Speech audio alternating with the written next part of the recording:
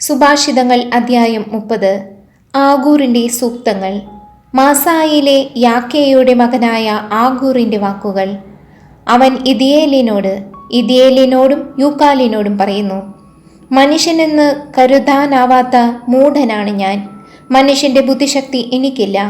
ഞാൻ ജ്ഞാനം അഭ്യസിച്ചിട്ടില്ല. പരിശുദ്ധനെക്കുറിച്ചുള്ള അറിവും എനിക്കില്ല.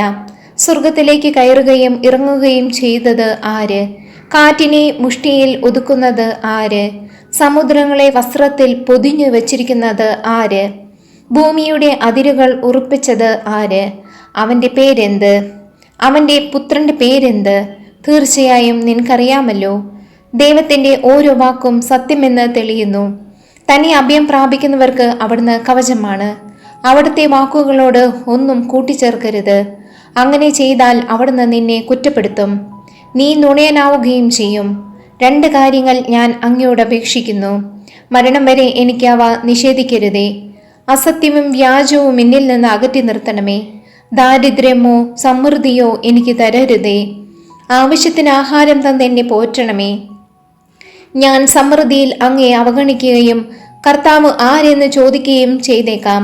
ദാരിദ്ര്യം കൊണ്ട് മോഷ്ടിച്ച് ദൈവനാമത്തെ നിന്ദിക്കുകയും ചെയ്തേക്കാം. ഭൃത്യനെക്കുറിച്ച് യജമാനനോട് അപവാദം പറയരുത്. അങ്ങനെ ചെയ്താൽ അവൻ നിന്നെ ശപിക്കുകയും നീ കുറ്റക്കാരനായി കരുതപ്പെടുകയും ചെയ്യും. പിതാവിനെ ശപിക്കുകയും മാതാവിന് നന്മ നേരാതിരിക്കുകയും ചെയ്യുന്നവരുണ്ട്. നിർദോഷരെന്ന് ഭാവിക്കുകയും മാലിന്യം കഴുകിക്കളയാതിരിക്കുകയും ചെയ്യുന്നവരുണ്ട്. കണ്ണുകളിൽ ഗർവ് മുറ്റി നിൽക്കുന്ന ചിലരുണ്ട്. വാളും കത്തിയും പോലുള്ള പല്ലുകൾ കൊണ്ട് ദരിദ്രരെയും അഗതികളെയും കടിച്ചു തിന്നുന്ന ചിലരുണ്ട്. കണ്ണട്ടയ്ക്ക് 2 പുത്രിമാരുണ്ട്. തരുക എന്നവർ മുറവിളി കൂട്ടുന്നു. ഒരിക്കലും തൃപ്തിയടയാത്ത 3 കാര്യങ്ങളുണ്ട്. 4 കാര്യങ്ങൾ ഒരിക്കലും മതിയെന്നും പറയുന്നില്ല. പാതാളം, വന്യമായ ഉദരം, വെള്ളം കൊതിക്കുന്ന ഭൂമി, മതിവരാത്ത അഗ്നി. പിതാവിനെ പരിഹസിക്കുകയും അമ്മയെ അവജ്ഞയോടെ ധിക്കരിക്കുകയും ചെയ്യുന്നവന്റെ കണ്ണ് മലങ്കാക്കകൾ കൊത്തിപ്പറിക്കുകയും കഴുകന്മാർ തിന്നുകയും ചെയ്യും. 3 കാര്യങ്ങൾ എനിക്ക് അത്യത്ഭുതകരമാണ്. 4 കാര്യങ്ങൾ എനിക്ക് മനസ്സിലാകുന്നില്ല. കഴുകന്റെ ആകാശത്തിലൂടെയുള്ള പാത, സർപ്പത്തിന്റെ പാറയിലൂടെയുള്ള വഴി, കപ്പലിന്റെ സഞ്ചാരപഥം, കന്യകയോടുള്ള യുവാവിന്റെ പെരുമാറ്റം. വ്യഭിചാരിണിയുടെ രീതി ഇതാണ്. അവൾ വിഷപ്പടക്കി മുഖം തുടച്ചുകൊണ്ട് പറയുന്നു, ഞാൻ ഒരു തെറ്റും ചെയ്തില്ല. 3 കാര്യങ്ങൾ ഭൂമിയെ വിറകൊള്ളിക്കുന്നു. 4 കാര്യങ്ങൾ അസഹ്യമാണ്. രാജാവായി ഉയർന്ന അടിമ, മൃഷ്ടാനുഭോജനം കഴിച്ച ഭോഷൻ, സ്നേഹിക്കപ്പെടാത്ത ഭാര്യ, യജമാനത്തിയുടെ സ്ഥാനം അപഹരിച്ച ദാസി. ഭൂമിയിലെ 4 ജീവികൾ തീരെ ചെറുതാണ്, എങ്കിലും അസാമാന്യ ബുദ്ധി പ്രകടിപ്പിക്കുന്നു.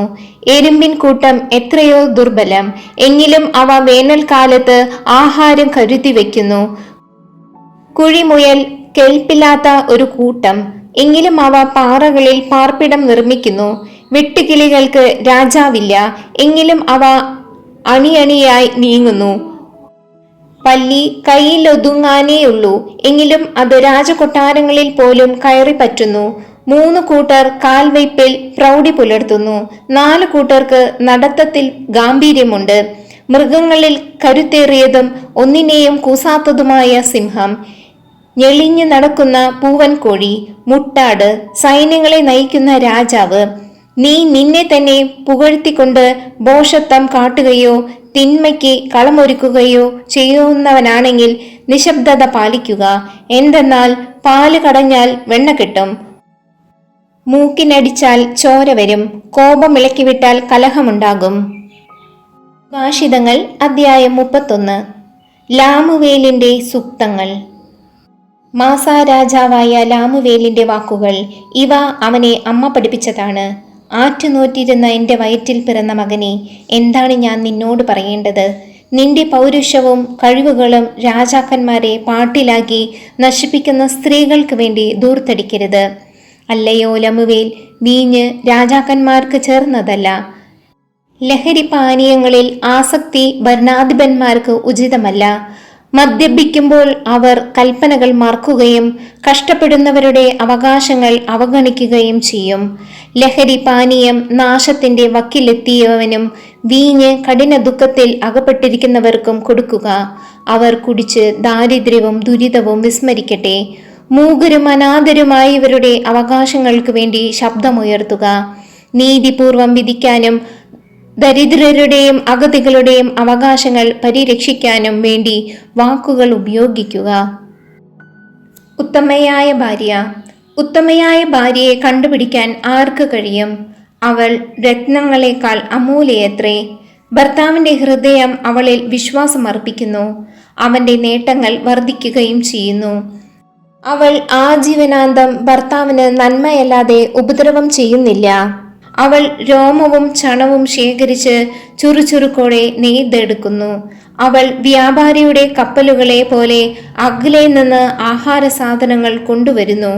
പുലർച്ചയ്ക്ക് മുൻപേ അവൾ ഉണർന്ന് കുടുംബാംഗങ്ങൾക്ക് ഭക്ഷണമൊരുക്കുകയും പരിചാരകന്മാർക്ക് ജോലികൾ നിർദ്ദേശിച്ചു കൊടുക്കുകയും ചെയ്യുന്നു. അവൾ നല്ല നിലം നോക്കി വാങ്ങുന്നു. സ്വന്തം സമ്പത്ത് കൊണ്ട് അവൾ മുന്തിരിത്തോട്ടം നട്ടുപിടിപ്പിക്കുന്നു. അവൾ അരമുറുക്കി കൈച്ചുറുക്കോടെ ജോലി ചെയ്യുന്നു.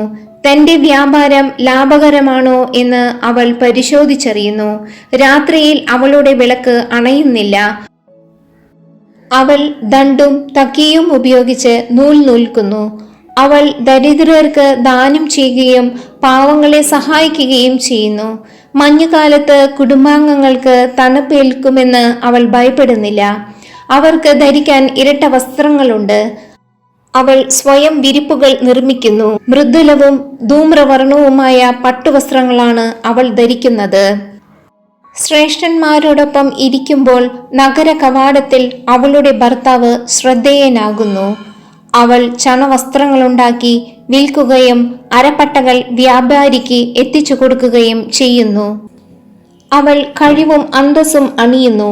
ഭാവിയെ നോക്കി പുഞ്ചിരിക്കുന്നു. അവൾ വായി തുറന്നാൽ ജ്ഞാനമേ പുറത്തു വരൂ.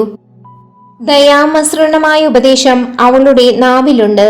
കുടുംബാംഗങ്ങളുടെ നടപടികൾ അവൾ ശ്രദ്ധാപൂർവം വീക്ഷിക്കുന്നു.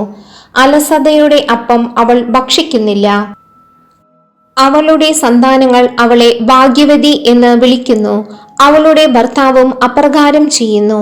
അവൻ അവളെ ഇങ്ങനെ പ്രശംസിക്കുന്നു: പല സ്ത്രീകളും തങ്ങളുടെ കഴിവുകൾ പ്രകടിപ്പിച്ചിട്ടുണ്ട്, എന്നാൽ നീ അവരെയെല്ലാം അതിശയിക്കുന്നു. സൗകുമാര്യം വഞ്ചന നിറഞ്ഞതും സൗന്ദര്യം വ്യർത്ഥവുമാണ്, എന്നാൽ ദൈവഭക്തിയുള്ള സ്ത്രീ പ്രശംസയർഹിക്കുന്നു. അവളുടെ അധ്വാനത്തെ വിലമതിക്കുവിൻ. അവളുടെ പ്രവൃത്തികൾ നഗര കവാടത്തിൽ അവൾക്ക് പ്രശംസയായിരിക്കട്ടെ.